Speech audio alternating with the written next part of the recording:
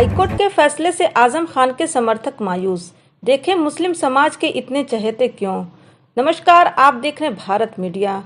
खबर उत्तर प्रदेश से। देश के खास तौर पर उत्तर प्रदेश के मुसलमानों की निगाहें कल यानी 5 मई को हाईकोर्ट के फैसले की तरफ रही, जहां इलाहाबाद हाई कोर्ट के न्यायमूर्ति राहुल चतुर्वेदी ने शत्रु संपत्ति से जुड़े मुकदमे में पूर्व मंत्री आजम खान की जमानत अर्जी पर निर्णय सुरक्षित रख लिया है। इस मामले में जमानत मिलने पर पूर्व मंत्री जेल से बाहर आ सकते हैं। हालांकि राज्य सरकार ने दर्जन भर मामलों में जमानत निरस्त करने की अर्जी दाखिल भी की है, जो विचाराधीन है। आखिर आजम खान मुस्लिम समाज के क्यों है चहेते, इसे जानने के लिए उनका वंदे मातरम पर लोकसभा में बहस का ये वीडियो देखें।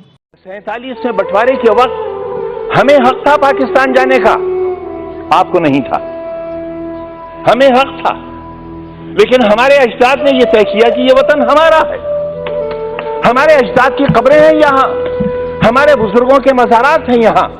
जामा मस्जिद है दिल्ली की, ताजमहल है, किले हैं, हमारे बुजुर्गों की यादें हैं, और यही आज धरोहर है हमारे भारत की। वही लोग गद्दार हो गए, उन्हीं का नाम लेकर सड़कों पर मारा जाने लगा। हम अपनी मर्जी से रुके थे, हमें किसी ने जबरदस्ती नहीं रोका था। जो अपनी मर्जी से रुके उनके लिए आज ही सदन में यह कहा गया कि जो वंदे मातरम नहीं कहेगा उसे भारत में रहने का अधिकार नहीं होगा। बहस वंदे मातरम की नहीं है। मेरी बात तो सुन लें आप, मेरी बात सुन लें, हो सकता है आपको शर्मिंदगी हो। बात वंदे मातरम की नहीं है मान्यवर। अगर कानून की बात करूं तो सुप्रीम कोर्ट कहता है कि वंदे मातरम के लिए मजबूर नहीं किया जा सकता। सबसे बड़ी अदालत वो भी है। लेकिन अगर आपने इतिहास पढ़ा हो, रेशमी रुमाल तहरीक, हिंदुस्तान को आजाद कराने के लिए कितने उलमा ने फांसी के तख्ते चूमे थे, कितने लोग मारे गए थे। देश में न जाने कितनी मिट्टी की पहाड़ियां वो हैं जिनमें हमारी लाशें आज भी सड़ गई होंगी, लेकिन उनमें दफन नहीं। रेशमी रुमाल तहरीक में अगर आप रेशमी रुमाल की तस्वीर देखेंगे तो उस पर भारत मां की तस्वीर छपी हुई मिलेगी आपको। ये रिश्ते कब थे? ये 1942 में जब हिंदू और मुसलमान ने एक बर्तन में खाना खाया था, तब अंग्रेज को लगा था कि वो अब हिंदुस्तान में राज नहीं कर सकेगा, और 1942 से ही उसने अपना बिस्तर बांधना शुरू कर दिया था, और 1947 में हिंदुस्तान आजाद हो गया था। हम आज भी एक ही मोहल्ले में रहते हैं, एक घर में बैठते हैं, हमें किसी को एक दूसरे से डर नहीं लगता। लेकिन जब हम चुनी हुई संस्थाओं में आते हैं, जब वोट जैसी चीज हमारा मुकद्दर बनने वाली होती है, तब इंसानियत के सारे रिश्ते हमारे टूट जाते हैं। मानिए, इससे देश बहुत कमजोर हो रहा है, इससे हम बहुत कुछ खो रहे हैं। आप मुझे मजबूर तो नहीं करेंगे? मैं आपसे ये कब कह रहा हूं कलमा पढ़िए आप? मैंने आपसे कब कहा? मैंने आपसे कब कहा कि कुरान की आयतें पढ़ी जाएं? यहां ये लोकतंत्र का मंदिर है, ये संविधान का मंदिर है।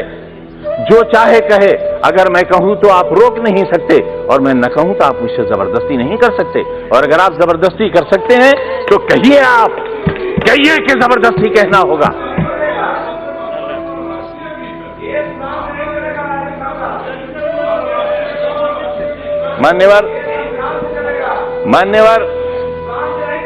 मान्यवर संविधान से चलेगा, यही तो हम भी चाहते हैं, यही हम चाहते हैं।